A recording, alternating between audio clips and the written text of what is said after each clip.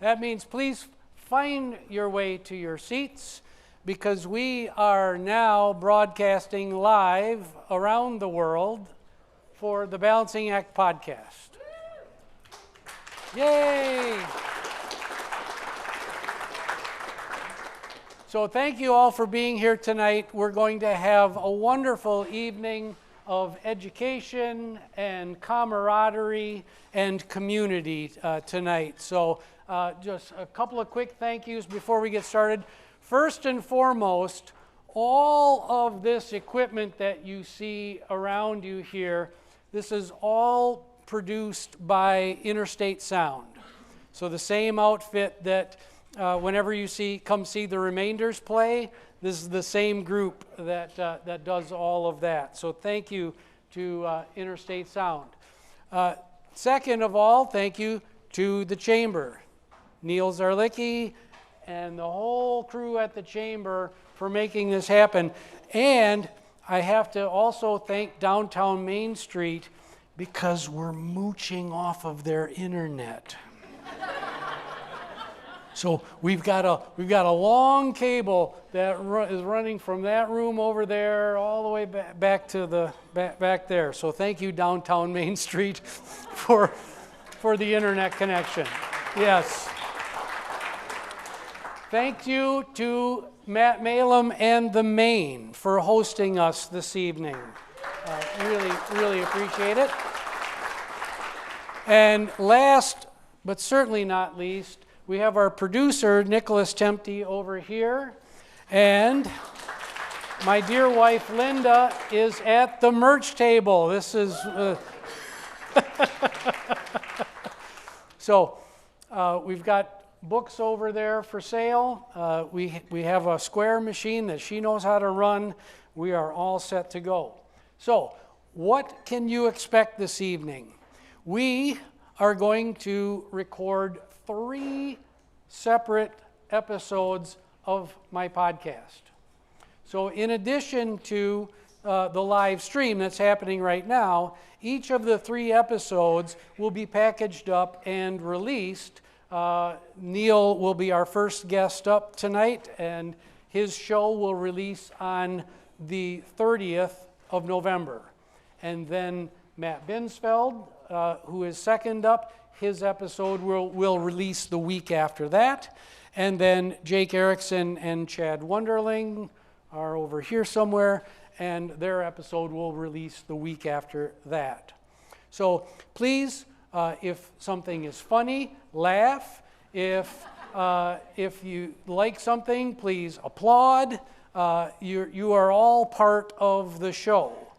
Now, as part of the show, if you do not want your name and likeness to be out in the world, then go sit over there or just kind of hang out at the charcuterie board. But you are here because you are part of a live show, just like if you were at any other live event. So that is my legal disclaimer for the evening. Why are we here? We are here first and foremost to support the La Crosse Chamber of Commerce's, La Crosse Area Chamber of Commerce's Educational Foundation. Did you know that such a thing existed? I sure didn't until I started talking to Neal about partnering to do this show, and it was just a no-brainer to connect this show with the Educational Foundation and have all of the proceeds, all of the money that you have paid to be here.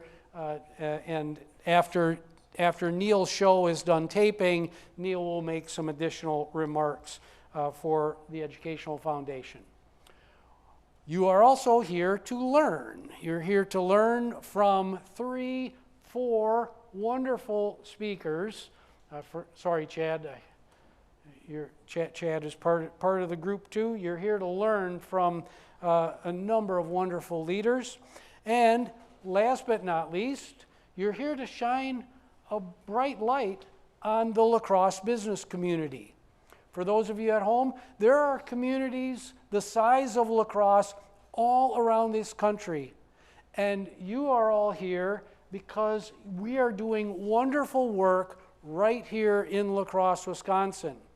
Now, one of the other things that we did is we talked to TJ and Nicole out at UWL, and Diane over at Viterbo, and Roger at Western, and there are students from those organizations here in the room with us this evening, and we've actually have some wonderful international MBA students from Viterbo right front and center here.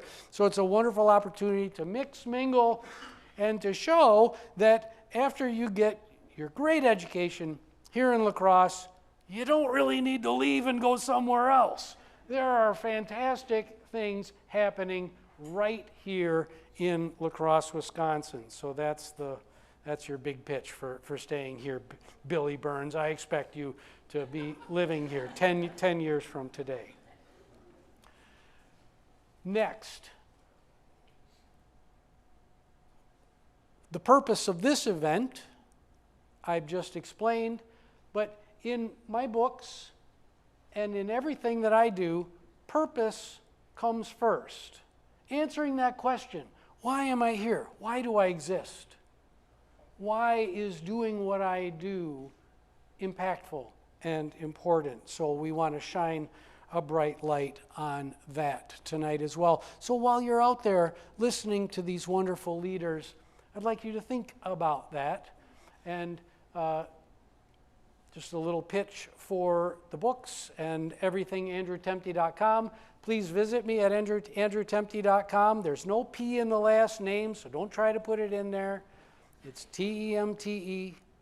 We've got two books. I do the Saturday morning news. Every Saturday morning you can wake up to me 5 to 7 minutes talking about some leadership concept or some topic of the day. And I've got also, I have a personal planning guidebook that's available on my website that you can download for free to help you navigate through that all-important question, why am I here?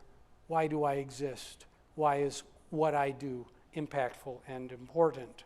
So, without further ado, Neal Zygarlicke is going to join us on the stage.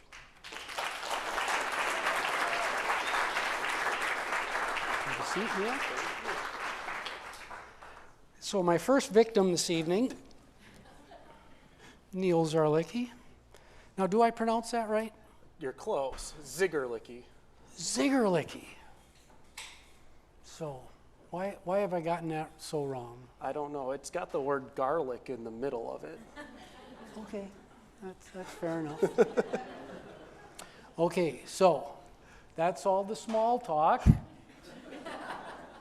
And now we're going to start an episode in 3, 2, 1.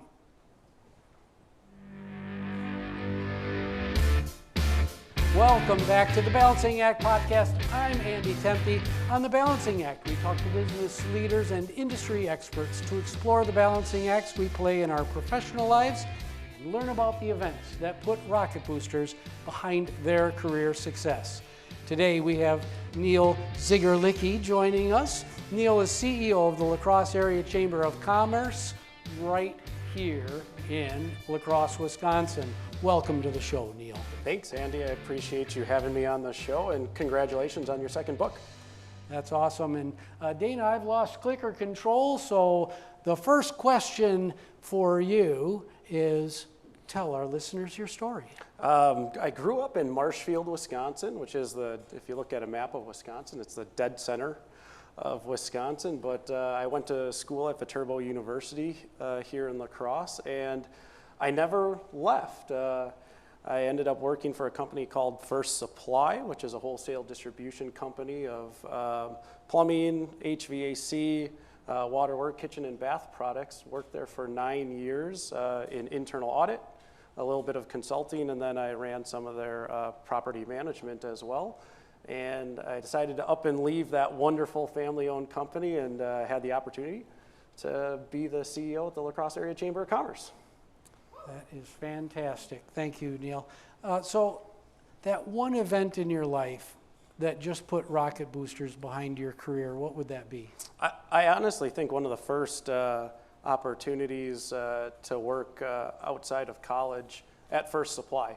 I had an amazing opportunity to work there, and I reported directly to the CFO, dotted line to the CEO, and even was able to report to the board of directors for the company. And I think at a really young age, I was very fortunate to have that opportunity and sit in the room with CEOs, CFOs, that C-suite, family ownership, and really take in what they thought was important and what was important to them, and how do you take that and get it down to the frontline people and the frontline managers. It was a really fortunate opportunity for me.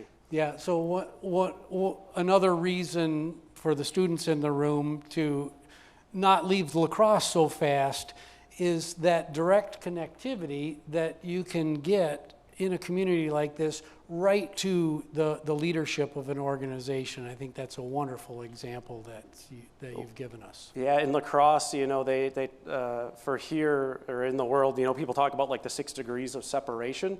I'd say in lacrosse, it's like 2 degrees of separation. You can probably find someone that's really influential in town and get coffee with them at any time.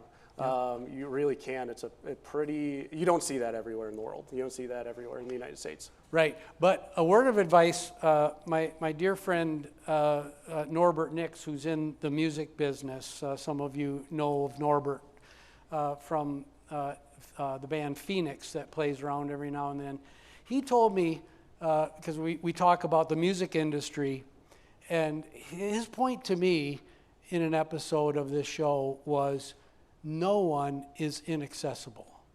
If you work hard enough at it, you can get to anybody. So don't think that they're super big and cool and I'm never going to be able to talk to them. I think half the time in lacrosse, you're probably getting a coffee or pumping gas right next to those people who are also running businesses, right. Who are really amazing leaders. Right. So tell us about the Chamber. What's the organization's top priority? And if you had to encapsulate the Chamber's purpose in just a few sentences, what's the elevator pitch? Yeah, the Chamber exists to do what one business can't do alone. It's a group of businesses that come together to be a part of association to do things like community development, talent attraction, so that people want to live and work in a certain area. For us, it's lacrosse, the greater lacrosse, Wisconsin area. And it's just an opportunity for like-minded business people to get together to further better our area so that people want to live and work here. That's really the purpose. Yeah, awesome. So you personally, you come from First Supply. You're an accountant by training, right? I'm not an accountant by trade, so no. But weren't you in audit? It was operational, and that was actually one of the first questions I asked when they said this opportunity was available. I said, I'm not an accountant, and they said, that's okay. Do you have a general understanding of it? And I said, yes, I do. They said, okay, we'll hire you. Our former CFO is sitting right out there. He's absolutely horried by this right now. It wasn't all financial audit. There was a lot of operational compliance and things like that. Yeah. So, but why is leading the Chamber the right fit for you in this moment of your life? Yeah, the first thing for me, I went to Viterbo University. I never left. So all of a sudden, I got hired. I liked First Supply. I all of a sudden loved and fell in love with being in lacrosse, and I didn't want to leave the area. So for me, it was just having a bigger impact on the businesses and the community that make this place so great. I just had a calling to do that, and it's extremely rewarding work. And for me personally, it's an opportunity to positively impact a lot of people. And I hope that I do that every day in how I conduct myself. But it's just a lot of fun getting out in front of the business community and encouraging them to do the right thing, to be good people, and to lead their businesses well. Well, direct from me at a station, you drew me in to the Chamber. Meeting you, getting to know you, I was like, I want to partner with those folks. So Congratulations. I appreciate that, but I also know there's a great team behind me that does a Yes. lot of the work, and a lot of times I get to just show up and say hi and work with the people, but our team is fantastic at the Chamber. Yes, yes. Let's talk balancing acts. It's the name of the show. What's the primary balancing act that you and your team play when interacting with the community and chamber members? I mean, the first, and it's not much a balance, but you just have to be positive at all times. But for us, we really try to focus on our 3 to 4 core functions and services. And I think any business can do that. Narrow down what you are really good at and what those core functions are and name them. And there's a lot of times part of the balancing act is when you start to have momentum within your business, all of a sudden people are going to ask and pull you in a different direction. They want you to tackle issues that maybe are outside of your service area or not within your expertise. And that can be tough, especially from a chamber and a community perspective, because you want to help. You want to maybe lead the charge. But if it's not within your realm and your expertise, that's a balancing act. That's very difficult to say, no, not right now, but I want to support. Yeah. Well, I think that's an important lesson for everybody in all businesses. I know in the business that Mike and I and a number of former colleagues here, Chet Heacock sitting back there, we dealt with that all the time. There was no shortage of ideas of where we could go and what we were doing, but if you're constantly going next, and not taking care of what you started in the first place, bad things can happen. It just can devalue some of those core functions that you once were really great at, and that's the worry. Yeah. In the book, the 2 books over on the table over there, which we're going to go to commercial break here soon, that concept is front and center through those books. Goal setting, knowing your what makes you different as an organization, how you differentiate is important to long-term sustainability of any business. So we're going to go to a quick commercial break, and we'll be right back with Neal Zygarlicke.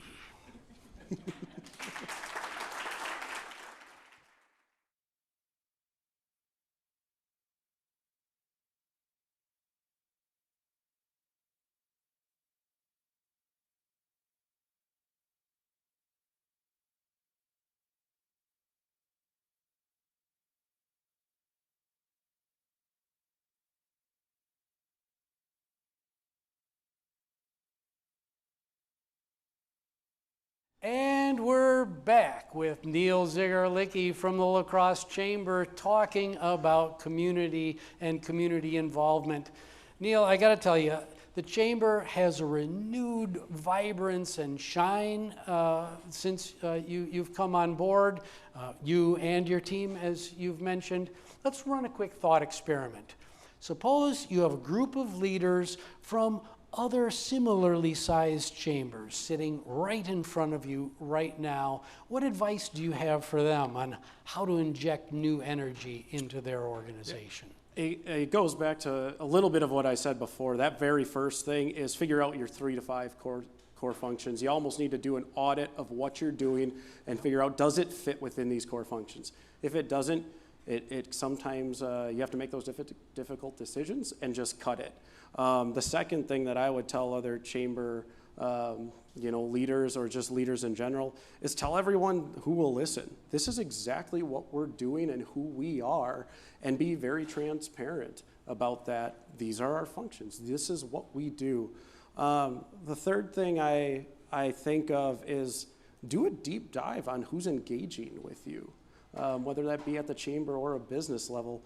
Who's your audience and who are you also missing too? For us, we're a community organization, so we want to be welcoming. We want people to feel like they can come to our events and feel like they belong, so that's extremely important. And if you find that there's a certain group of people that are not attending or not engaging with you, you got to look in the mirror. Why?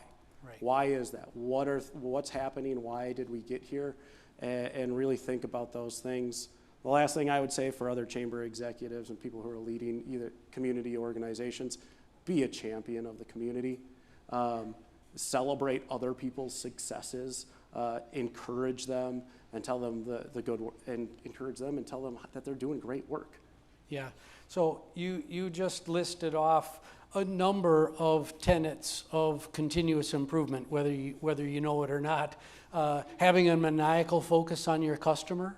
Everybody in this room needs to be thinking about that every day, so that's great advice. And then just that question why, and continuing to ask why as many times as it takes to get down to root cause. The audit world talks about the 5 whys, right? To get to the root cause, but it's the 5 whys of any issue. Right. We have at least 2 wonderful continuous improvement and culture experts, several culture experts in the audience here, but I'll name one. Dear friend Tim Eimerman is here, and he taught me all about continuous improvement. So thank you, Tim. So Neal, you sit in a very unique chair. If I asked you to pinpoint one thing that's keeping leaders in the lacrosse community up at night. So you're out there talking to leaders all the time. What is keeping leaders in lacrosse up at night? You know, it's interesting because of the worker shortage that we're in right now. And I think a lot of business leaders would say a worker shortage, but when you start to peel back the onion and have conversations around it, it's not necessarily the worker shortage. It's, am I doing enough as a leader to help the people that I'm leading? Am I removing obstacles? Are they feeling like they are valued, that they belong, that they matter, that their work is great, that they have a purpose? And a lot of times when I talk to leaders in the lacrosse area and you say, what does keep you up at night? They flat out just say, my people. I worry about my people. And that's, I think that's what most would say when you start to have a more deeper, vulnerable conversation. Yeah.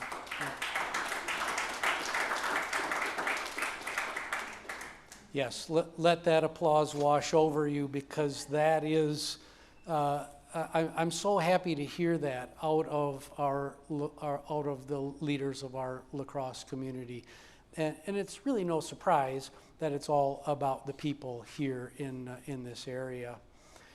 So Neal, let's have some fun. I'm going to put Neal into a time machine now.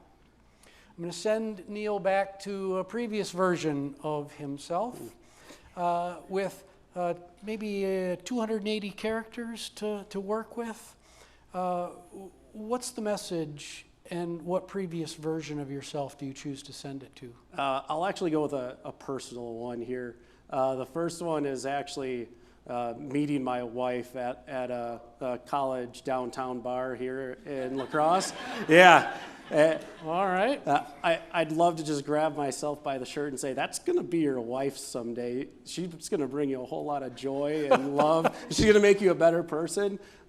You should figure things out right now rather than waiting, a year and a half to really figure it out. So there was a long gestation period? Oh, there was a long. Yeah, absolutely. As a professional, I would go back to probably when I was 25, and I would say, hey, speak up a little bit more.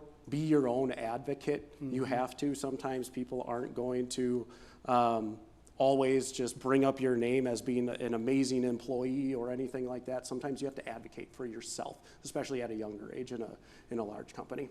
Right. So that, advocating for yourself, I would just add one thing to that, which is value. What is, as you're thinking about advocating for yourself, are you just talking to hear yourself talk, or are you adding value to the conversation? And don't dwell on that too much, but always be thinking about that. What's the value that I'm bringing to this audience, this situation? Hopefully everybody here is getting a great deal of value out of this conversation. But I agree, find your voice and add value. Second fun question, we're all works in progress. What are you focusing on right now in your own personal leadership development journey? A lot of it has to do around diversity, equity, inclusion. You know, as the chamber, we work on bringing people into our community, and I think that's an important part. But there's also a lot of biases that I've grown up with that I didn't realize that I have, and I have to sit and learn about those things. But I have to actively seek out those opportunities to learn. So that's one. The other one is the work-life blend. It's finding the right energies at the right time in the right focus areas. I think that's always a opportunity for improvement, just to be better in kind of all the areas in my life. Yeah. Diversity, equity, inclusion, so important. It is, by the way, everybody, is not lost on me that you are hearing from a bunch of white American males tonight. And that is something, it is a journey that I am on as well, is to be that ally, that advocate. Next time we do this, the lineup will look different. Absolutely. But just to punch the point on the biases that live within us, when I started picking up the phone to talk to folks who would be on the show, my subconscious biases that live back here in my reptilian brain, they do take over. So give yourself a bit of grace in that journey, but at the same time, what I needed to do was keep it in my working memory and do that. So thank you for that, Neal. Final question. What's next for the chamber? What excites you, and what keeps you up at night? Providing the resources and tools for my coworkers is what I'm going to answer your last question. So that keeps you up at night? That keeps me up at night. And I talked about that for other leaders as well. But that's what keeps me up at night. I worry, when people are dealing with family issues and things like that, and they're still going to bring their best selves to work. How can I support that type of stuff? From the chamber perspective, we've continued to grow what we call our First Friend program, which is it's a community concierge program where people who are relocating to the La Crosse area actually get a community tour that's curated for them and their family, so that La Crosse feels like home as fast as possible. And they don't have to worry, the business doesn't have to worry about it. We can take care of that. It's one of the coolest programs I've seen that a chamber can run anywhere. Yeah. So, Neal, what did we not talk about tonight? One thing that I've been thinking about just on what's kind of helped transform my life was actually a little bit of a story from my dad, and it happened not crazy long ago. So I went to school with this girl named Tammy, who was a couple of years below me at Columbus High School in Marshfield, Wisconsin. And when she was 28 years old, so just a couple of years ago, she was diagnosed with a rare cancer. Only 200 people in the world have ever had this cancer when they first discovered it in 1989. And my dad was her track and field coach. And she unfortunately passed away in 2020. Right in the height of the pandemic, April of 2020. Well, my dad, the nice guy that he is, messaged her dad and said, hey, I'm sorry about your loss. This must be a really hard time. She was a fantastic young woman to work with. And if there's anything you need, let me know. Most people would write that message, I think. We would all probably write that message. Well, what happened was he got a message 2 days later that said, hey, Wayne, there actually is something that I could use, and it'd be your help carrying her casket to the burial place because there was no one. It was April 2020.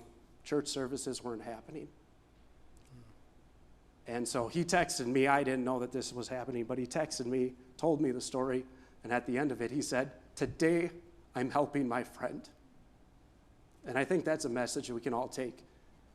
Today, I'm helping my friend. My message to you is no matter who, you don't know who, what, when, where, why, or what capacity you're going to be called to serve or lead, but you better be ready. Be ready. It's absolutely amazing.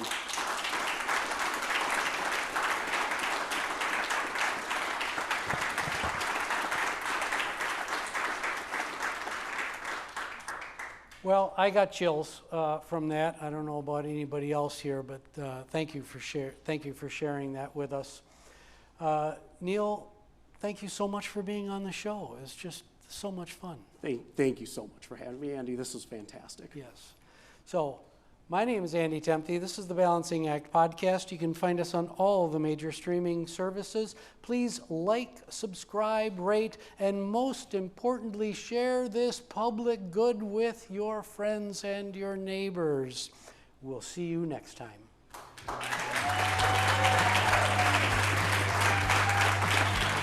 Thank you.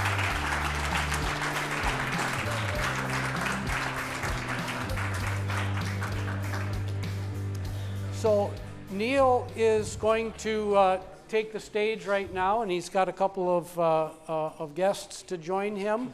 So this is the commercial and the pitch for the Educational Foundation. Take it away, Neal. All right, thanks everyone. For those of you who don't know, we do have a chamber foundation. It started with the Lyle and Norma Anderson family who gave a large donation. What we're doing with that donation in dollars now and why we're here tonight to raise some money is that money goes towards professional educational scholarships. There's a QR code on the tags that are on the table right now that we hope that you donate. So please look at that QR code and please donate because it does provide opportunity for belonging and mattering courses in DEI realm, and it also provides scholarships as well. So here with us is Jake and Kaya, who are actually 2 scholarship recipients over the past couple of years, just to talk briefly about what the scholarship meant to them. Yeah, so my name is Kaya. I am a staff member at Aptive. We're a nonprofit on the south side. Jake and I have both been members who have received the scholarship for this program. And Jake's going to get us started. Good evening. My name is Jake Ramey. I'm a realtor with App Properties. Talking about the why tonight. So why the Chamber Foundation? Oftentimes, small businesses, entrepreneurs, and even nonprofit organizations don't necessarily have the funds to invest back into either themselves or their employees, whether that's for continued education or leadership training, kind of outside of the industry standards. So myself, as a self-employed individual, and Kaya, we both benefited from the Chamber Foundation, and we're so grateful for the opportunity not only to grow as individuals, but it's an investment back into future community leaders. So when I first learned of the experience, I was at a young professional event here in La Crosse, and I was immediately interested in it, and then I learned about the cost, and I work at a nonprofit, so I quickly learned that that was definitely not an option for my company to cover. And then I researched a little bit further and was able to find out that this scholarship was an opportunity available for us. Honestly, the whole experience has given me many different leadership skills that have been added into my daily work at the nonprofit. But in addition, it has also increased my want to stay in the La Crosse community long-term and continue to build upon the growth that our current leaders have started, and we can build into the young leaders of the future. Perfect. Thank you so much, and please consider donating with the QR code that is on the table. And thanks for being here tonight.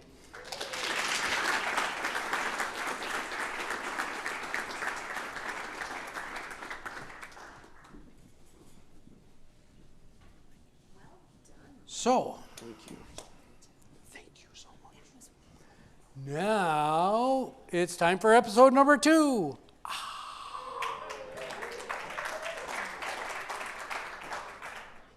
I would like to invite Matt Binsfeld to the stage.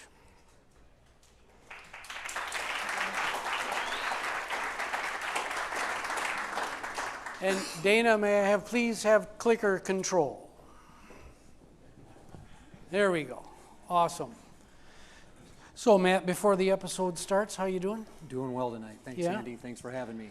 How high did Neal set the bar? Yeah, I was sitting over there thinking to myself, I turned to my wife, I said, man, this is going to be a tough act to follow, so Well, that was great. I'm still mortified that I thought for sure I had his name right, his last name.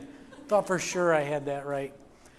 Totally blew it. So Don't feel too bad. I've known him for a few years, and I just figured out what did you yeah, figure just it how out to say too? his last name. How, so how we're many good. people here figured out that that's how you pronounce Neal's last name? Like, look, oh, you all knew? Come on. Oh gosh. So, do you want to record a show? Let's do it. Okay. All right. In 3, are you guys ready? Yeah. Oh, by the way, mute your phones if you haven't already.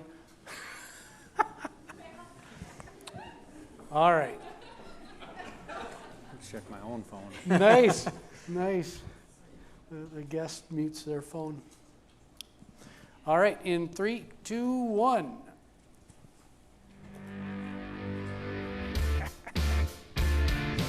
Welcome back to the Balancing Act podcast. I'm Andy Tempe. On the Balancing Act, we talk to business leaders and industry experts to explore the balancing acts we play in our professional lives and learn about the events that put rocket boosters behind their career success. Today we have Matt Binsfeld joining us. Matt is president and CEO at JF Brennan Company, a leading marine construction and environmental remediation services company based right here in La Crosse, Wisconsin. Welcome to the show, Matt. Thanks, Andy.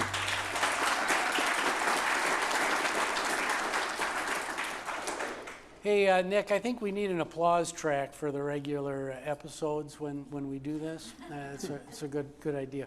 So, Matt, before we get started, please tell our listeners your story. Sure. Well, first of all, thanks for having me tonight, Andy. It's a real honor to be with you and with all of you here tonight. I grew up on the north side of La Crosse, French Island, in a family of 3 boys and 1 girl, so there was 5 of us. Actually, I know you're going to have Jake on, and he grew up on the same street as I did. I think he has the distinction of being the first guy to give me a black eye, so we grew up together. Okay. Yeah. All right.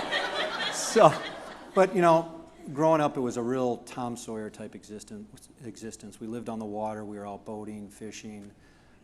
It was a competitive household. We did sports, and you know, my brothers and I joke that at night we'd come home from practice, and our mother would throw a pan of meatloaf out there, and we'd go at it like wild badgers, you know. And so, it was a competitive household, but it was also a household that we're very fortunate to have 2 wonderful parents, and our father, you know, in particular, did a great job about having my brothers and I around the business, right? So we did a lot of dirty jobs and things like that, growing up and working in the business, but.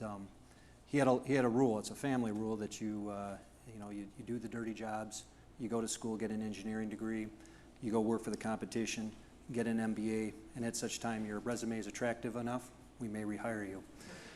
So I followed that route to Marquette and majored in rugby, and then also picked up a civil engineering degree, and then from there moved to Texas. And worked down there for a company similar to what we do at Brennan, and then went to Tulane for an MBA, and then mid-2000s, 2005, 2006, found my way back here. My wife and I are married today and live in La Crosse, and we have 4 daughters. That's awesome. So the rugby thing, I hear you also play hockey. That's Not true? well, but I do, yes. Yeah. So maybe we could get Jake on either the rugby pitch or on the ice, and you could give him that black eye back. Yeah, payback, right? You could do that. So, Matt, tell us about your rocket booster moment. What's that event in your life that really was a key accelerant? Yeah. So tonight I really debated about how to use this or not. First of all, I've been really fortunate to have some great mentors in my life. The most of which was my father. I worked with him for a lot of years and was able to, learn under him as I've grown in the business and on my leadership journey. But a little over 10 years ago, we had a a very significant accident here in town. Some of you may remember it. It was a vessel that sank here, just up by Lock 7. And a young man lost his life in that accident, and it was the worst. I mean, it's one of those situations in life that it's just, you don't think it can get worse than that. And there's so many emotions, right? You have so many people that are hurt, you know, not only physically, but then, you know, families and coworkers and things of that nature. And you know, to see how my father, and I was part of it, but under him, to see how he, you know, was the strength there for those people, right? And the leadership in making sure that they had what they needed, but also that the business had what they, you know, it needed. And at the same time, you're absolutely scared because you don't know what's next, right? You're just inside, you're hollow. And it was an experience that, you know, I learned so much from him and through that experience about, you know, when a situation like that occurs, how to lead through it. And fast forward 10 years later or so, and a much less serious situation, although very serious, was COVID, when COVID hit. And now I'm in the president role, and, you know, the world came to a stop on March 17th, right? And we didn't know if it was safe to go back to work, if we could go back to work, how we could, and the emotions of people were so high, right? Yeah. They were just, it was anger and fear and all these different things. And thinking back onto that incident, like how I could be a leader, even though inside I was panicked, scared, you know, I didn't know what was going to happen, right? Right. How to be that leader, to lead through that, to make sure that you were the strength for the people and that they saw that you knew that where the business was going, but at the same time you're able to manage your own emotions inside so that you can be that type of leader. Yeah, thank you for that. And thank you for starting that off with your father as your mentor. I am so fortunate tonight, everybody. My parents are right over there in that booth. So.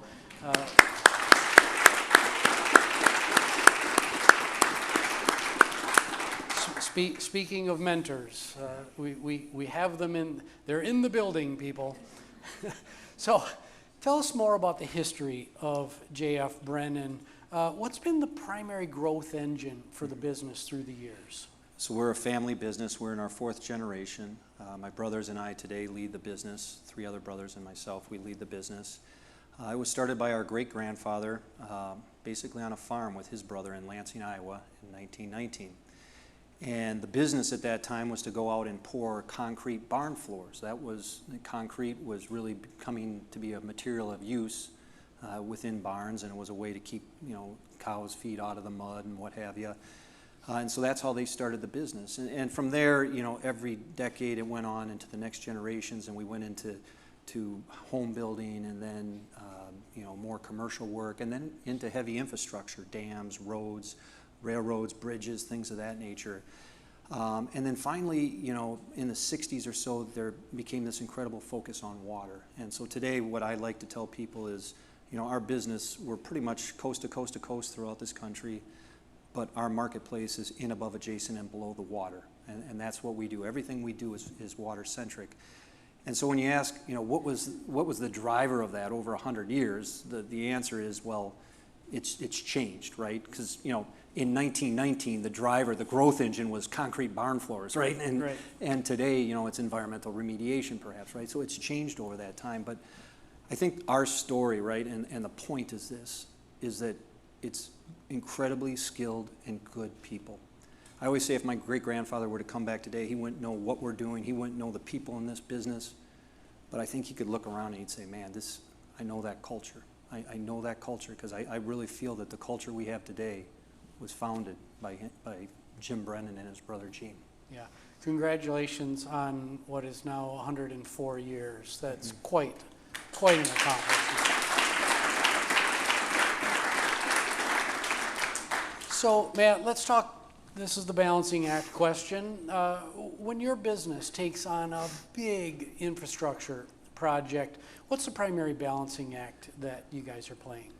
So I think it's in 3 areas, right? But let's just start out with area number 1 where there's no balance, and that's when it comes to safety, right? If it's not safe, we're not going to put somebody in harm's way. There's no compromise on that.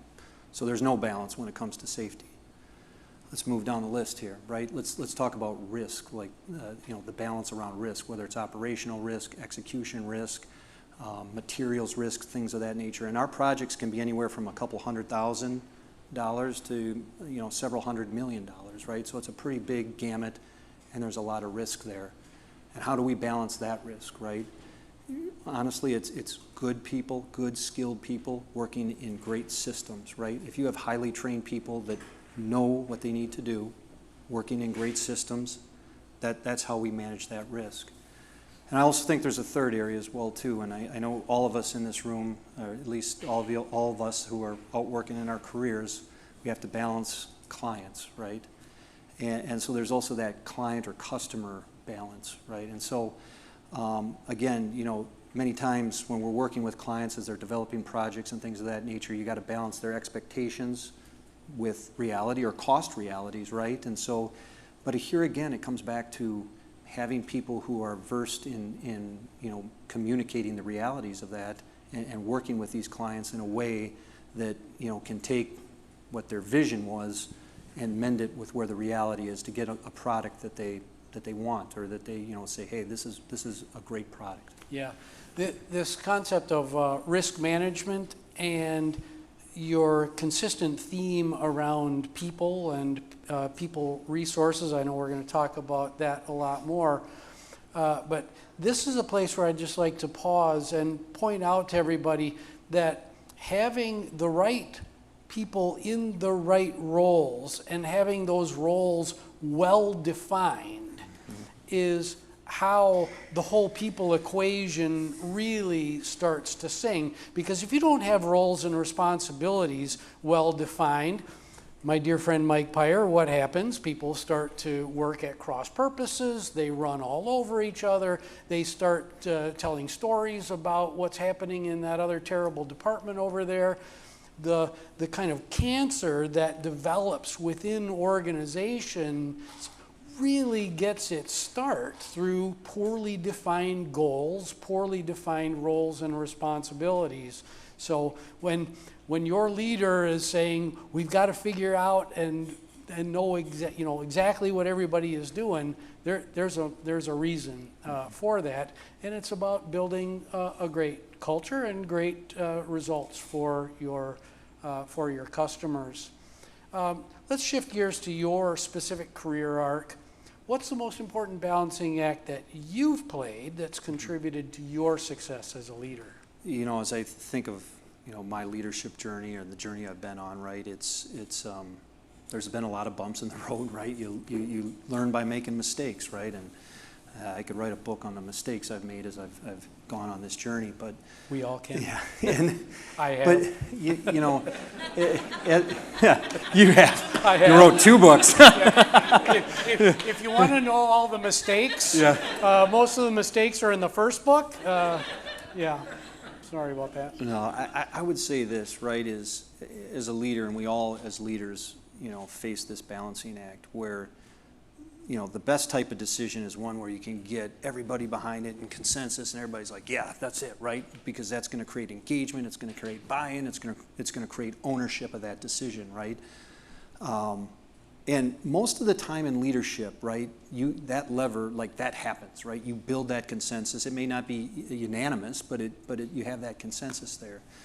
But there are times as leaders, and this is the tough thing, and this is, I think, why they say leadership can be lonely, right, is that there are times that you have that lever where you say, guys, we got to do this. We got to make this move. We got to push forward, right? And you got to pull that lever. Now, you can't pull it all the time because you're going to create people that are just going to be looking to you and not making decisions themselves. Right. But every once in a while, you got to say, guys and gals, I believe in you. I know we can do this. We got to be bold here. Let's press forward, despite the fact that you may not have everyone on board at that moment. So it's a balance, right, on when to pull that lever, when not to pull that lever, but it's, and like I said, when I've made a lot of mistakes in my career, it's pulling that lever when I shouldn't have or not pulling it when I should have. Yeah. Well, thank you for really shining a light on that subject, because we are moving out, thankfully, moving out of a world of highly directive leaders and managers who it's my way or the highway or no way at all. And I was one of those leaders at one time. But you can't move all the way to a consensus approach where everything is a vote by committee, because nothing will get done. Right. And you'll miss some really good opportunities. So that is one of the big balancing acts that we're playing in society right now. So we're going to take another quick commercial break, and we'll be right back with Matt Binsfeld.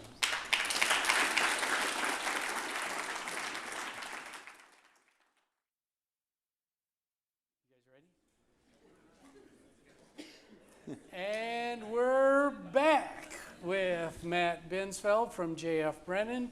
Matt, JF Brennan is a large family-run business, and I'm on the record in this piece of work very strongly advocating that your business is not your family. Families are precious. Families are messy. Remember the badger, the meatloaf badger example? So, families are messy. I'm interested in your perspective on the intersection between family and business. What advice do you have for leaders of other family-owned businesses to get that balance between family and business right? Mm-hmm. So here's what I would probably say: two things. Well, number one, right hats, right place, right? Wear the right hats in the right time. And number two, lean in. Families are messy. Family businesses are messy. It's just the way it is, right? But there's also a great beauty in it as well too, right? And why is that, right? Is that you look at a relationship in a family business. Take me and any one of my brothers, right?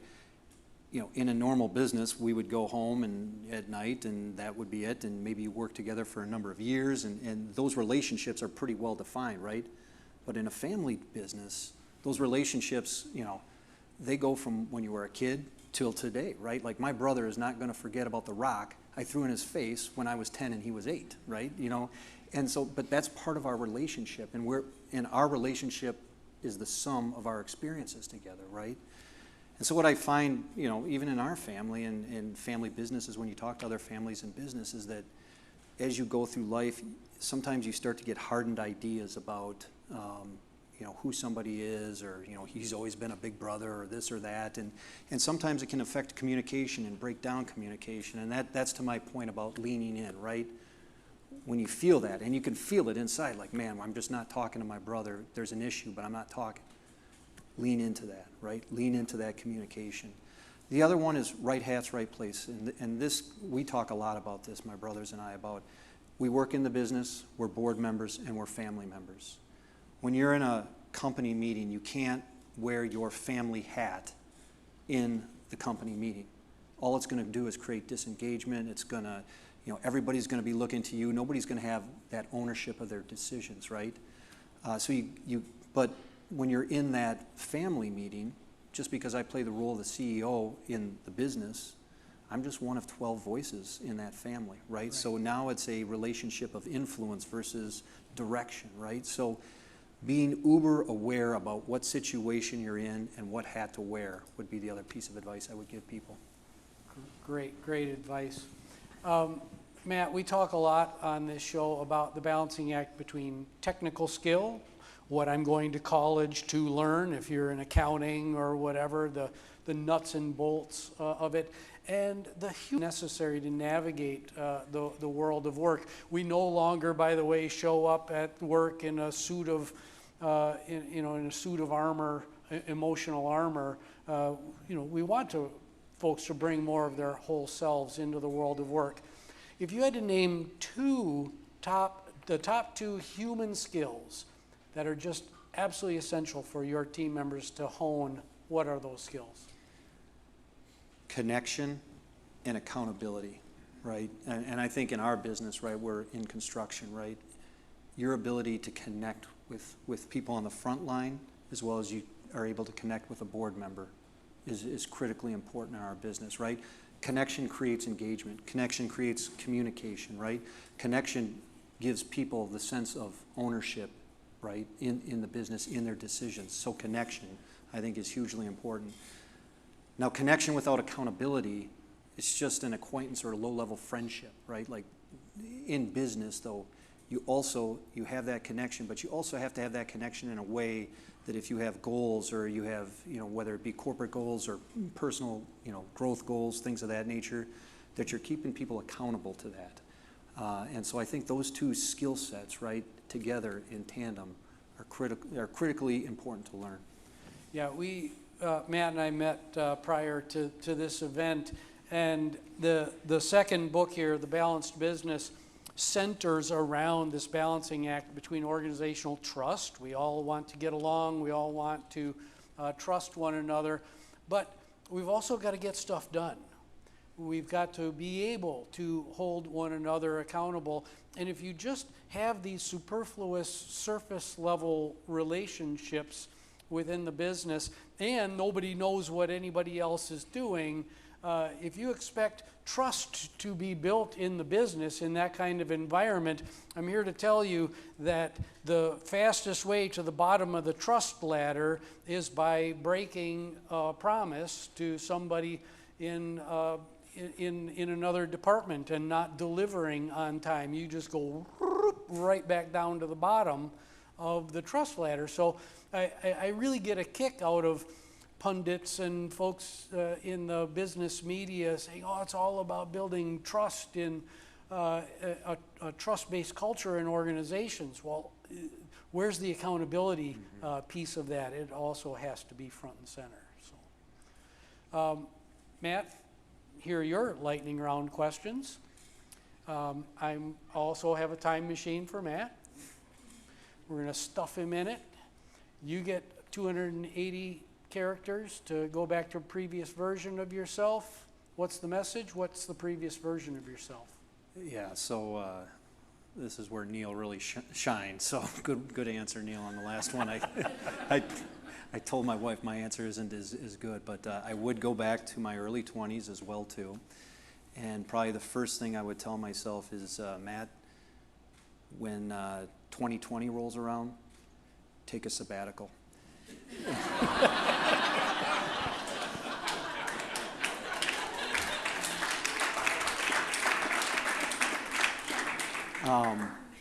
In reality, this is what, I remember myself in my early 20s, and, it's just, you're so like locked into, you want to advance in your career, you want to just take everything on, you want to, it's work, you're focused, and I would go back and I would tell myself, take the time, not just to make decisions and things of that nature, but take the time to appreciate the relationships in your life. On the day my oldest daughter was born, 15 years ago, I met a grandfatherly type who had a child or a grandchild that was born that day, and he... You mean somebody my age? Well, he looked much older. But he said to me, Andy, he said to me, 18 years will go like a blink of an eye. Yeah. Will go like a blink of an eye. And, she's going to be 16 this summer.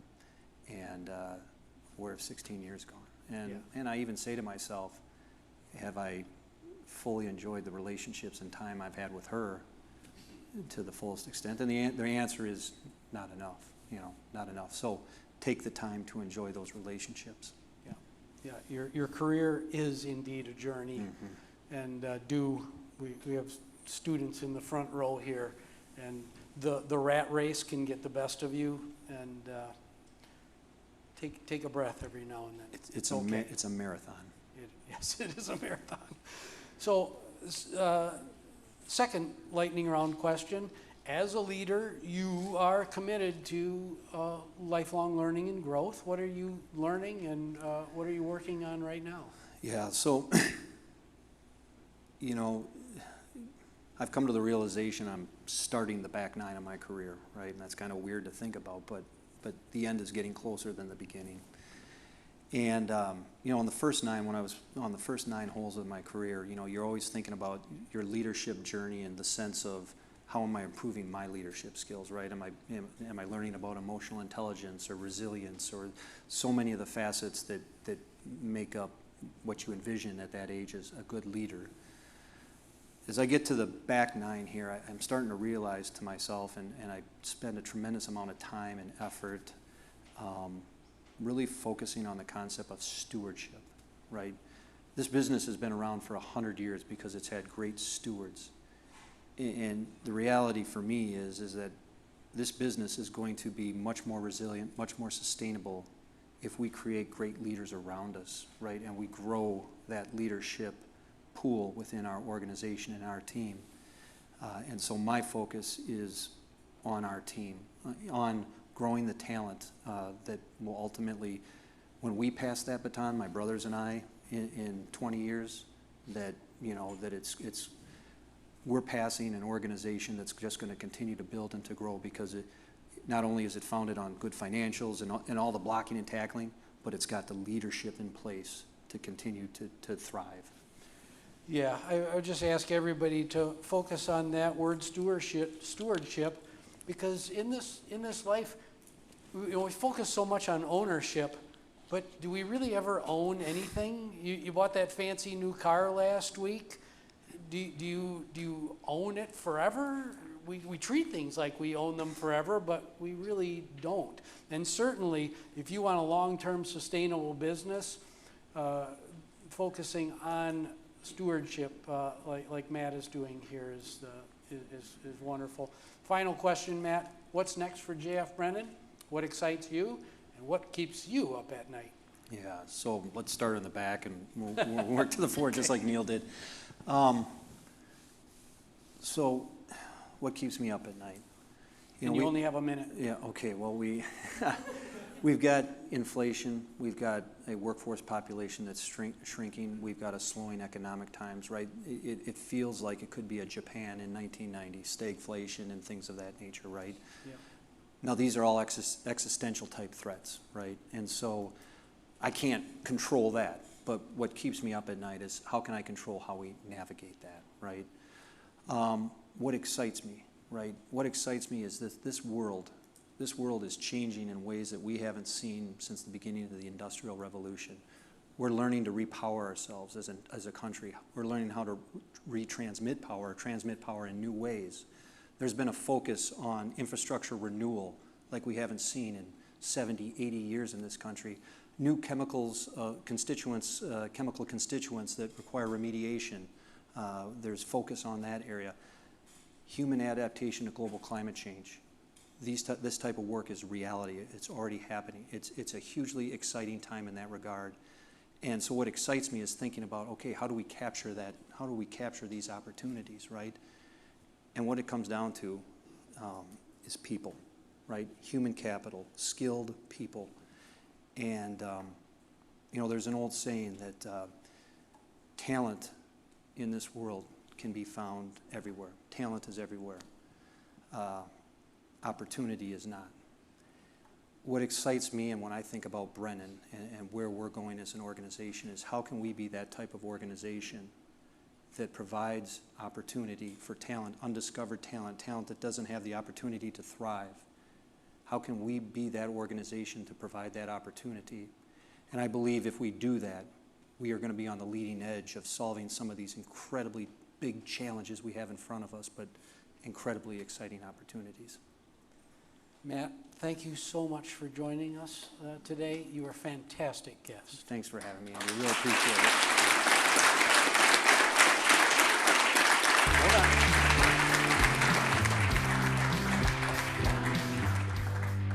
My name is Andy Tempe. This is the Balancing Act Podcast. You can find us on all the major streaming services. Please like, subscribe, rate, and most importantly, share this public good with your friends and your neighbors. We'll see you next time.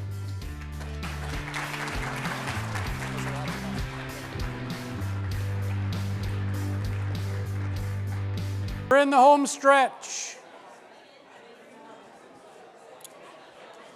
All right. So, are you ready to tape our last episode? Yes. Then please welcome to the stage Jake Erickson and Chad Wonderling.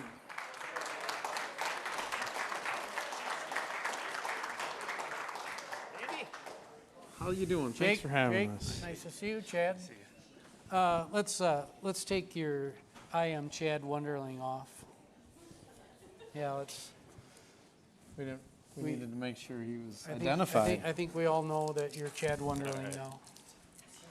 Apparently, we're wearing the same shoes, so we thought people would. Oh my gosh! Can you guys see that? Sorry to point that out. My shoes match my outfit. I don't know what's going on here. Ooh. I'm always looking for advice, so thank you. No, those are awesome shoes. Wow. So before we get started, Jake is obviously Jake Erickson from the Boys and Girls Club, and I asked Jake to identify a club success story, and that's where Mr. Wonderling has come from. So we're going to shine a bright light on the Boys and Girls Club of La Crosse right now. Are you ready to tape an episode of the Balancing Act podcast? Yeah. Excellent. This is so much fun. Oh, Mike Pyre didn't leave. I'm so glad. 3, 2, 1. Welcome back to the Balancing Act podcast. I'm Andy Tempe. On the Balancing Act, we talk to business leaders and industry experts about the balancing acts we play in our professional lives and learn about the events that put rocket boosters behind their career success. Today we have a special panel discussion to focus on the importance of youth mentorship and coaching and to the health of our future workforce. To explore this topic, we have Jake Erickson, CEO of the Boys and Girls Club of Greater La Crosse, and his mentee, Chad Wonderling, now interim Chief Financial Officer at Salesloft in Atlanta. Is that correct? That's correct. Excellent. Welcome to the show, Jake and Chad. Thanks, Andy. Great to be here. Awesome. Now, before we get started, this is the Tell Our Listeners Your Story. We'll start with you, Jake. Yeah, well, thanks for having us, Andy. And, I need to personally thank you. I've been CEO of the Boys and Girls Club for 6 years. I've worked at the club for 26 years. And one of my first meetings I had was with Andy to get advice of what am I doing here and how to be successful. So thank you for that. But I was born and raised in La Crosse and went to Logan High School. Grew up with Matt, who mentioned something about a black guy. I'm surprised I didn't get blamed for a rock throwing incident too. But grew up on the north side of La Crosse. And, after high school, it took me a couple of years to kind of find my way and who I am. I worked at a warehouse up in the cities and drove forklift and actually figured out how to lift a quarter off the ground with the teeth of the forklift. So that was my claim to fame there. And then I was the original Tommy boy. I sold brake pads out in New Jersey for about 3 months. Little known fact people don't know about me. And after some failed attempts there, I worked my way back to La Crosse and been here ever since, 26 years at the Boys and Girls Club. But by far my biggest accomplishment in my life is my family. My wife is here today, and my daughter Molly and my son Julian is tuning in from Madison. I thought for sure you were going to say the greatest accomplishment of my life was picking a quarter up off the floor with a forklift. I did it. I worked with a guy who actually was on the David Letterman show. And he was able to flip the quarter up and get it on the teeth of the forklift. And it took me several weeks, but I figured it out. So let's go somewhere in town and find a forklift. And I'll show you how to do it. Look at the look on my face. Yeah. I'm like fascinated by this. I really want to do this. Yeah. Chad, turn to you. I don't believe the forklift story with Jake. Is the teeth on those things like that thick? How on earth are you going to get the physics of it? Just make no sense. Jake can barely drive a golf cart. Great to be here, Andy. Thank you, and thank you everybody for being here. So I was raised here in La Crosse, Wisconsin. Really, I'm a product of a single mother. And I went to Central High School and went on to Winona State University, where I studied finance and accounting. Got my degree, started at a Big Four accounting firm. So while we mentioned accountants earlier, I'm a recovering accountant. Started my career up in Minneapolis, and then for the last 7 years, I've been in Atlanta, Georgia, where I kind of carved out for myself a little niche, where from a finance leadership standpoint, I help really drive hyper-growth companies and startup companies as a finance leader. Awesome. So Jake, what's the connection between you and Chad, and how does your connection relate to our theme of youth mentorship and coaching? Yeah, I have one of the best jobs in the world. I get to work with kids. I get to work with the community. I get to work with supporters, so many of you that are in this room. But again, I get to work with kids. And 26 years ago, when I started my full-time career, I had an opportunity to coach a group of kids that I had for several years. And Chad was one of those young people. And that was really my first experience as a mentor. And I'm sure I made a lot of mistakes, but I was able to develop a friendship with Chad. And then I got to see him as a high school student, as a college student, volunteer, give back to kids at the Boys and Girls Club. And we've stayed connected over the years. I was in Chad's wedding. We've experienced family time together, traveled together. My kids have the benefit of receiving mentorship from Chad in some of their challenging times in their life. And, that experience of coaching this young man when he was 12 years old, 26 years later, is my best friend. That's fantastic. Chad, what about your experience at the Boys and Girls Club? How did that set you up for success in the workplace and in life? Yeah, so the Boys and Girls Club for me, my relationship with the Boys and Girls Club spanned about a quarter of a century. And significant to me, but not necessarily unique because a number of folks had this experience. But it was really in two phases and in two halves, where I started first as a 5-year-old member of the Boys and Girls Club in athletics and through a program. And then the second half of the quarter century with the Boys and Girls Club was in that of a coach, and in that of a leader, and that of a mentor. And really, the Boys and Girls Club for me, it provided incredible experiences, incredible moments, incredible relationships that, obviously still have here today. But really what the Boys and Girls Club did for me in my experience was the Boys and Girls Club was the driving force for developing my character as a person, and specifically my core values. And what it set up for me was sense of discipline. Okay, doing things that you don't want to do, just knowing that you got to do them, even if you don't feel good. Consistency, showing up when you don't feel like showing up.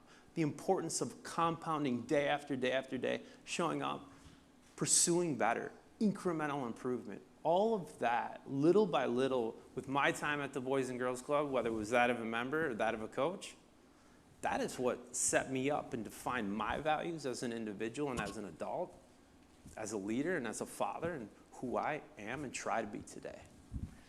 We have some finance students in the audience, and I'm sure they're learning all about compound interest, et cetera.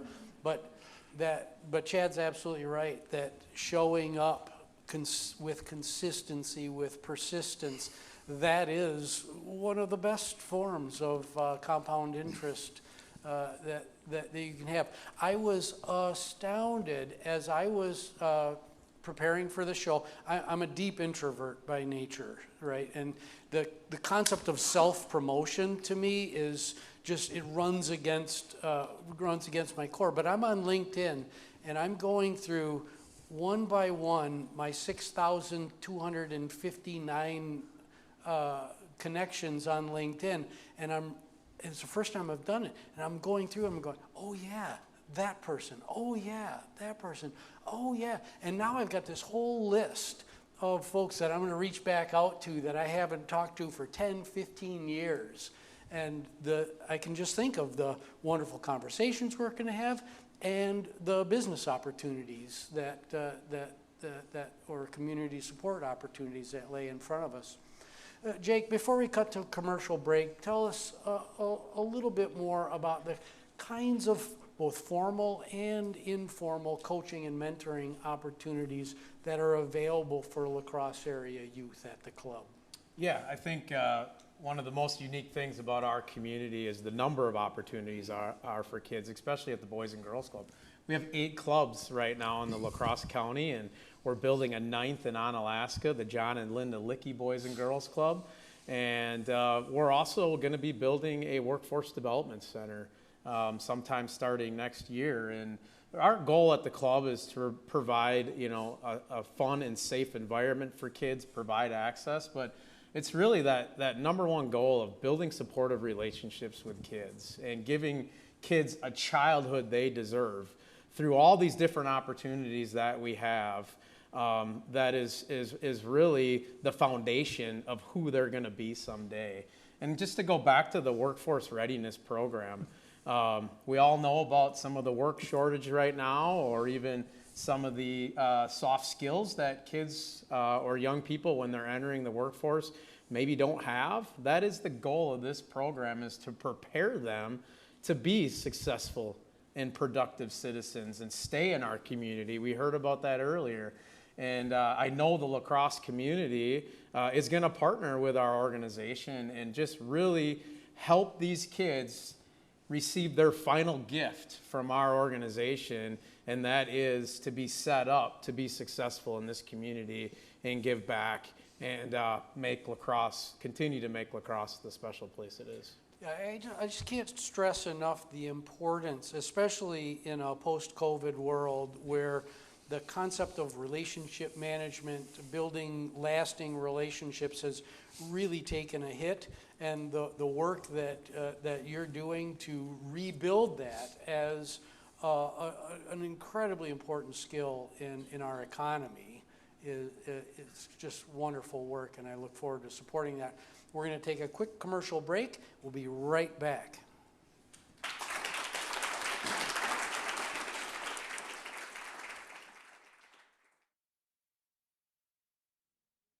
3, 2, 1. And we're back with Jake Erickson from the La Crosse Boys and Girls Club and Chad Wonderling from Salesloft. Jake, I believe that we can solve many of our employee engagement, retention, and business productivity challenges by weaving coaching and mentoring into the flow of work across our economy. I think there's, if you look at physicians, for example, there is a built-in mentoring and coaching network. But if you look across the medical profession, for example, that same mentoring and coaching network doesn't exist, and you can see the retention challenges that come from that. Meaningful progress here, though, starts in the home. Let's do a thought experiment like we did with Neal. Let's suppose you have a group of parents sitting in front of you right now. What advice do you have for them about taking advantage of the coaching and mentoring opportunities that you have? Sure. Yeah. I mean, if I had a group of parents and I get an opportunity to talk to parents at the club, and unfortunately not every kid has that environment to go home to, so that's our job at the club. So we talk to our staff about providing that. But being a parent is the most important job you're going to have in your lifetime. Yep. And, if you compare that to how you're going to start a business or how you want to be successful to help provide for your family, the first thing you're going to do is you're going to form a team. And, that's one thing that I think we really have to talk to parents about is forming that team. But even before we get to that team, you must be a role model with good mentorship and coaching.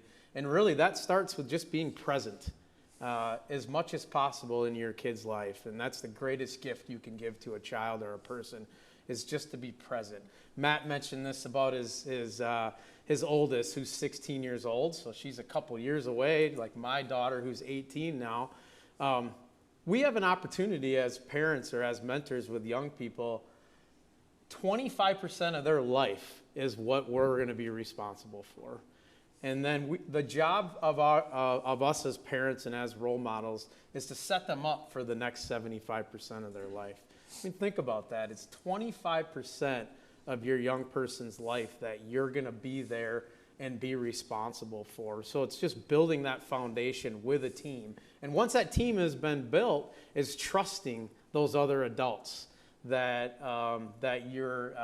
that are involved with your kid's life. We see a lot of challenges with that with parents, especially when you look at youth sports, the trust that maybe isn't there that should be there, and just allowing kids to have a positive experience and control that experience themselves. And if we can do that, if we can support kids, if we can be there for kids, if we can tell them every day, whatever activity they're in, is ask them one question: did you have fun? And follow that up with, I'm proud of you and I love you. And just support them and support the people that are on your team. We're going to have kids that are going to enter our workforce and be productive and engaged. Yeah, to really clarify this point is, I believe strongly that mentorship and coaching needs to be part of one's lifelong learning journey. And what you're talking about in terms of parents really getting involved and getting building the expectation that mentoring and coaching is going to be part of one's lifetime in the world of work. We're going to make a lot more progress in terms of business.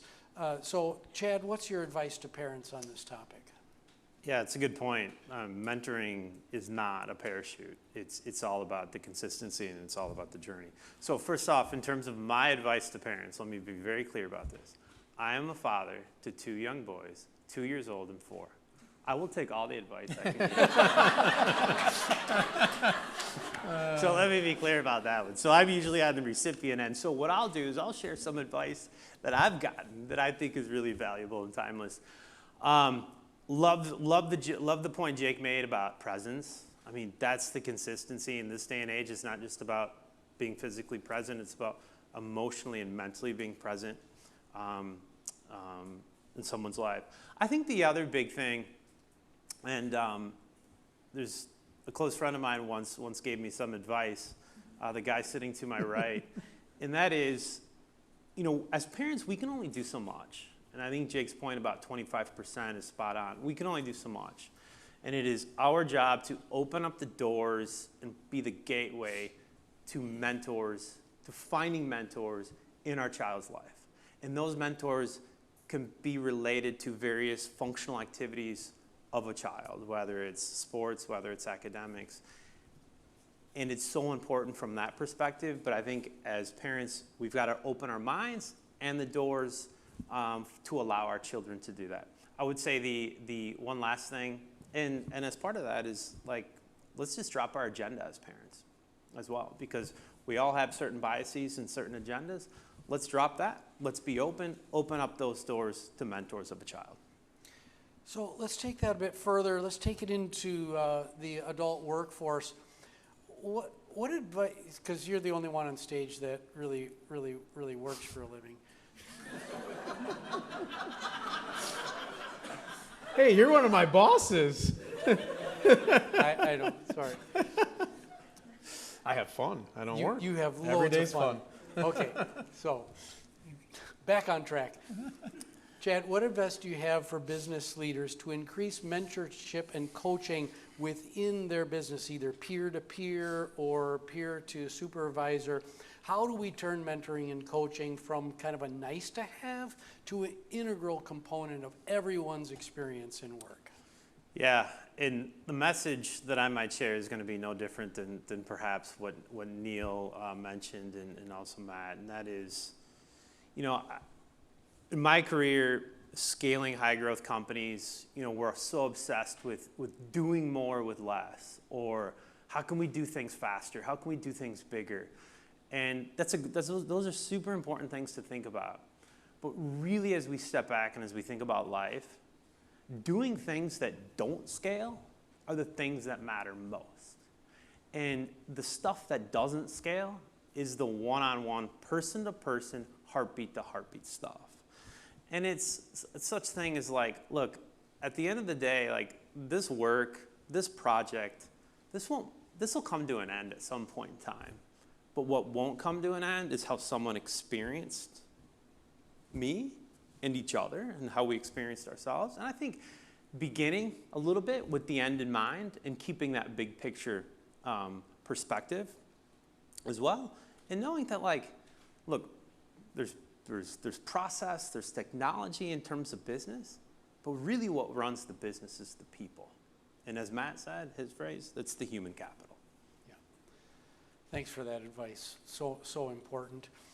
Lightning round questions. Each of you just get the time machine question. So Jake, we'll start with you. Stuff you in a time machine. You get 280 characters.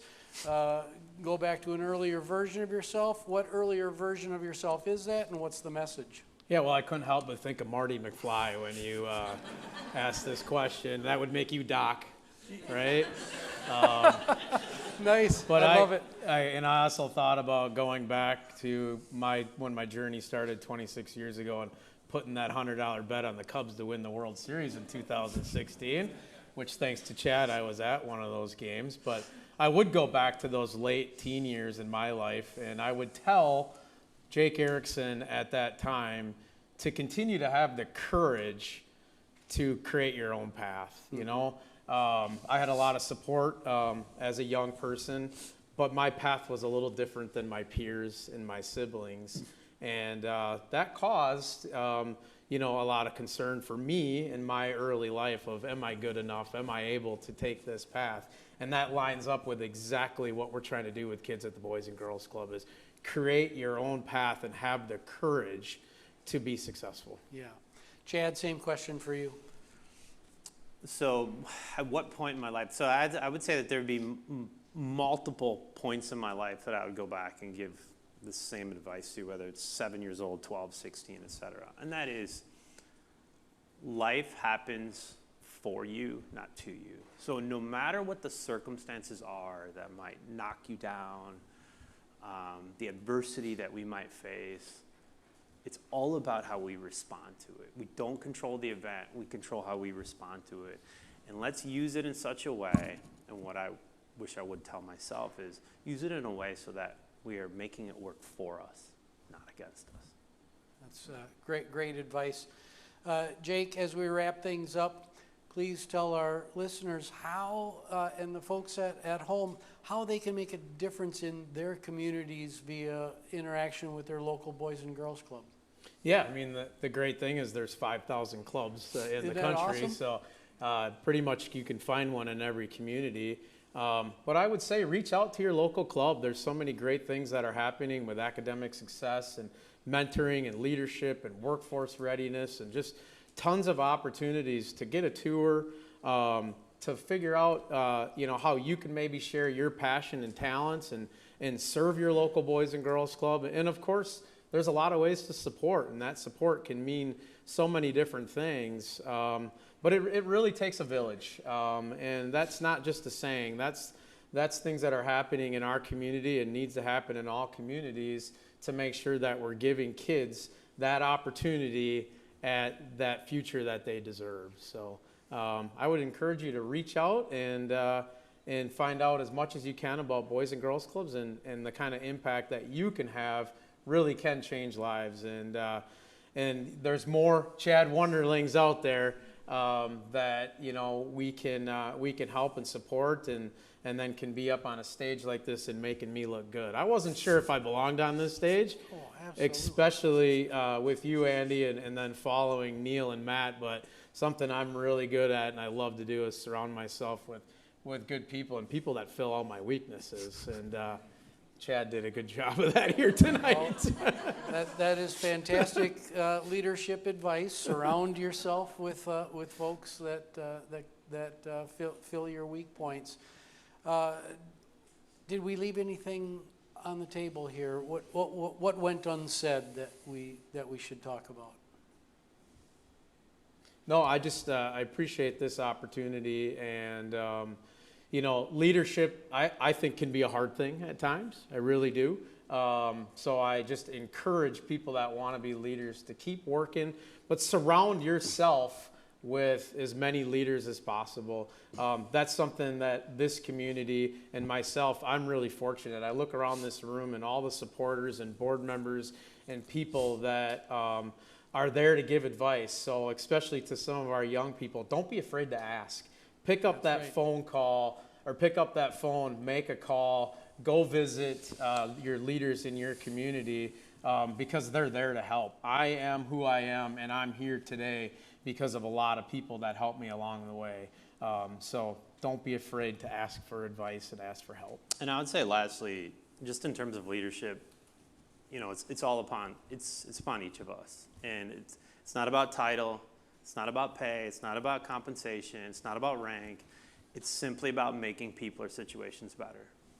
No more, no less, that's it. It's on each of us, and we all have the opportunity to do it and can decide to do it any point in time we want to. Excellent. Well, please thank Jake and Chad.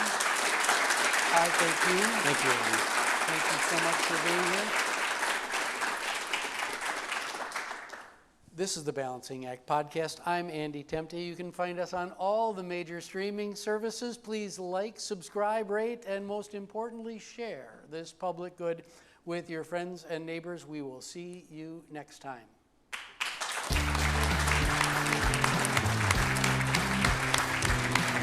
Now, stay where you are.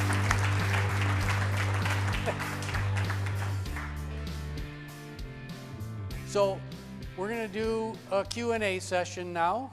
So we have a handheld mic that will walk around and folks can ask questions. And Matt and Neal, not Adam. I don't know why. Oh, I know I have, because your brother has a boat lift that I'm thinking about. That's why I have Adam on the brain. So, yeah, sure. We'll just stand. And are we ready for Q&A?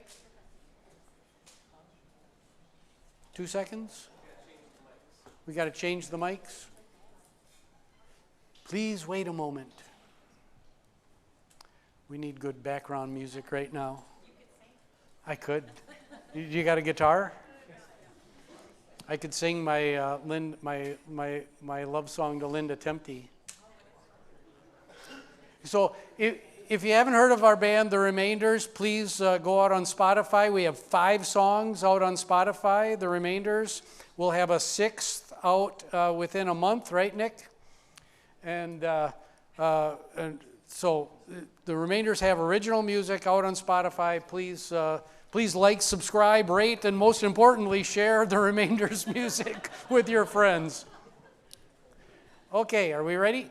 Okay, we're ready. Nick has the traveling microphone. Do we have any questions? We have one question over here. Thank you. Well, hello, everyone. Thanks for all being here. This question is directed towards Jake here. Just kind of wondering, what are local opportunities in terms of mentoring? I myself, I do Read for Success for Great Rivers United Way, just helping 3rd graders read. How do we learn more about what you guys do, and how can we be involved very part-time, obviously still having full-time jobs, and try to be a benefit to the Boys and Girls Club? Check. Yep. First, I'll give you my card right after this. And thank you. You can call me, but you can visit our website at bgclax.org. Lots of information out on our social media pages too. But that brings up a really good point. We have volunteers that come from high schools, from our local universities, just community members that are coming in and sharing their talents with our young people, whether it's in the music, teaching kids guitar, violin lessons, vocal lessons, reading to kids like you talked about, providing tutoring opportunities, workforce development opportunities, job shadowing. I mean, the list goes on and on. It's really hard to define what we do at the club because there's just so many different aspects, and it takes thousands of people in this community to help make that happen. So I would encourage you to reach out to me. You can reach out to our team. And my first question will be is, what are you passionate about? And what do you want to do to teach a kid a skill or just have fun in your day with a kid? And we'll get you connected with the right opportunity. Other questions? Jen? Okay, so that time machine. Let's say it's going forward now. And in 10 to say 15 years, when you see yourself, and I was sitting there like, we can start with Neal.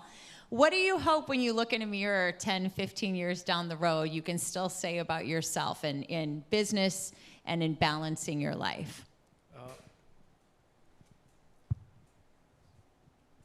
I'd say first off, I hope that the impact that I've made here at the chamber is lasting.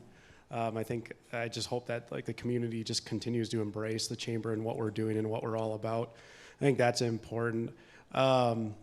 I would hope that I have a much better work-life blend and that I'm a little bit better in taking that personal time, as Matt was talking about. But I also just hope that I continue to make an impact on people's lives. For me, that's what it's all about. I hope that people are inspired. I hope people want to come to work every day and make an impact, no matter where they work. That's honestly what I hope for. Maybe every now and then I can speak to people, maybe speaking in engagements and things like that would be right up my alley. That's kind of one of my hopes. Well, in 20 years, when I look in the mirror, I hope I see hair.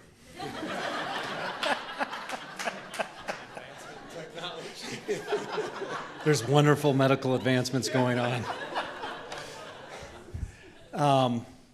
But you know, thanks for going first so I could think about my answer.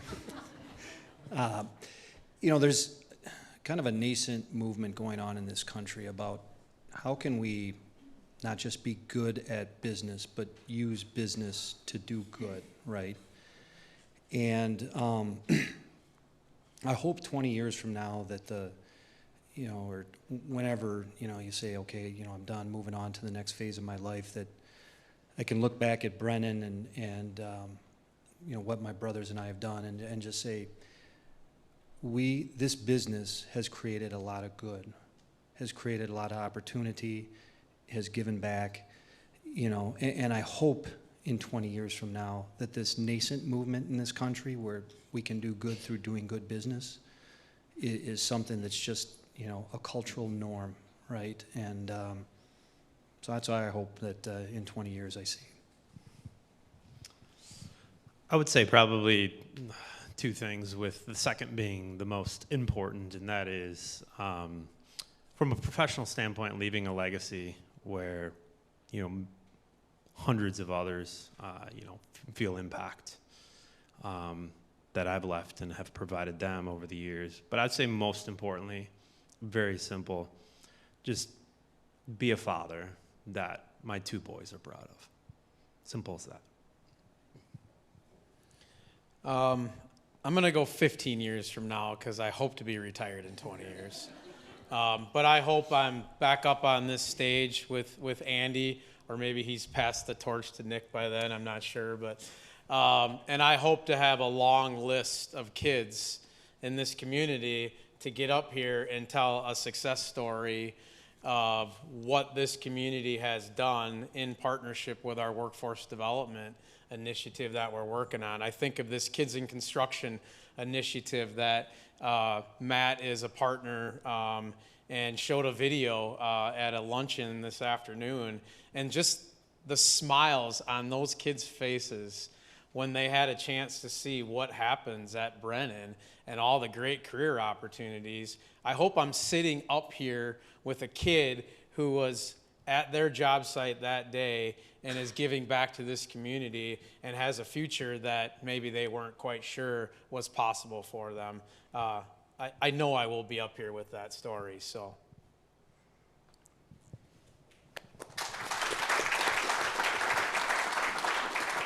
Me? Yep. Oh, I've got my own over here. You guys got stripped.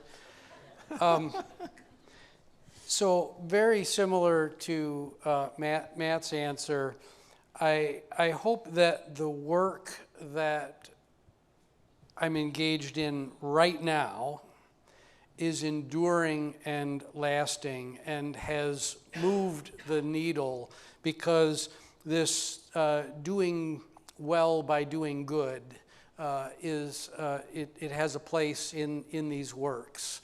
And where we've broken down barriers, the systemic educational barriers that exist into many job classes in our economy right now. I mean, why do I need an undergraduate degree to be a wealth manager?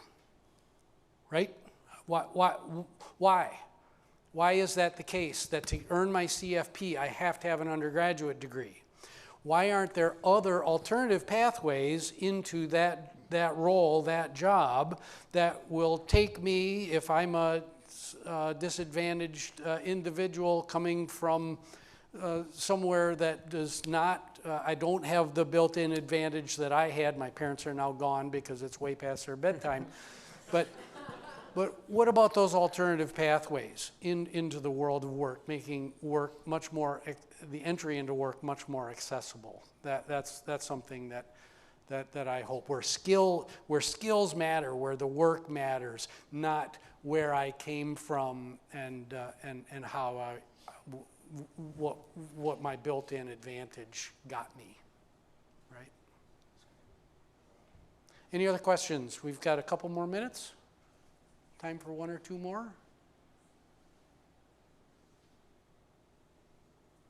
Yes, nice.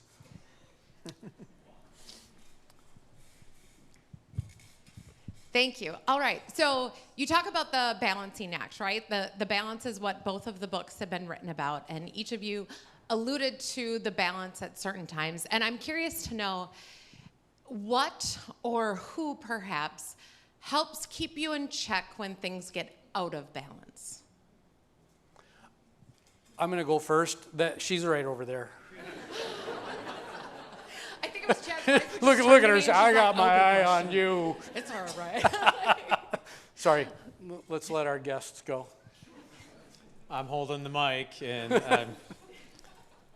what keeps me balanced? Well, my son moved out 4 years ago for college, and I live in a home with two females. My wife, Jessie, who keeps me balanced, but really, it's my daughter, Molly, right there. She has the strongest personality, and she's going to rule the world someday. So if I've said something I shouldn't say, if I'm acting a way I shouldn't act, it doesn't matter what the situation is. I am called on the table by that young lady right there, and so she keeps me in check, without a doubt. Nice. By the way, her personality is just like mine, so. Oh, that's great. Yes, definitely my wife and my little two boys. Now, what my wife would say, she would say, well, I don't do a very good job of that, Chad. Like, I just can't do it. So I would say this is, like, for me at a deeper level, it's just like constant reflection, just stopping, reflecting, really assessing how I'm doing and seeking feedback in the moment, not necessarily specifically from people, but from situational feedback, really reflecting, because that's where learning happens. I would, of course, say my wife as well, too. It would be my filter. But, you know, the one thing I did think about, too, in terms of this question is, you know, in life, the highs are never as high as you think they are, and the lows are never as low as they are. But in business, right, a lot of times I mean, you take a lot of losses, right? Like your hit rates on winning new work or things like that, you know, could be 15, 20%, right? So you take a lot of losses. And, you know, I just feel very fortunate that the team of people that we have, you know, that I get the privilege to go to work with every day, you know, reminds me that, yeah, we take a lot of losses and we celebrate a lot too and have a lot of wins, but these are the folks that are in the trenches with you, right? And I'm so appreciative of the fact that even when, man, we lost 2 jobs in a row or what have you, that I can look to my left and look to my right and see some incredible people that are just grinding away just like I am. And it's incredibly reassuring, and it gives, I mean, it's a balance to that emotion that's, you know, that you just, the emotion of the unknown, right? So I'd say the team of people I'm privileged to work with as well, too. Yeah, I'm gonna echo what everyone said in their wife, but my wife's a really strong businesswoman as well. So like she also brings not only the personal perspective of like, Neal, you're an idiot. You probably shouldn't have said that. But she's also gonna be like, think about it from a work perspective. Like, if I was your employee, that would have been stupid to say. Or like, hey, did you think about this? So I have to say my wife. But I also think that as a leader, if you get the right environment, like with your core team, with your people, and you have the right environment, they'll tell you. They will tell you. They will tell you and keep you in check. If your team's not calling you out on your miscomings, that's maybe your team or environment isn't as good as what it should be. Our team at the chamber, I know for a fact, I've had sit-down meetings where someone from our team has come in and said, Neal, I need to talk to you, and I think, oh crap. But they said, hey, Neal, you know, in this situation, we really needed you to step up. And unfortunately, like in my opinion, you didn't. And that's hard to take, but I appreciate it so much, and I know that our environment is working and it's the right thing if people are telling me that, especially the ones that I work most closely with. All right, everybody.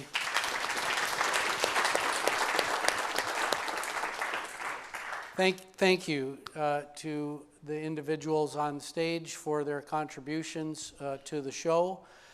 This wraps our evening, with the exception of, I am so grateful for each of you being here and helping to have this conversation, because we, just like a rock and roll show, none of this happens without you. So thank you so much. And please give some strong consideration to supporting the La Crosse Chamber of Commerce Educational Foundation.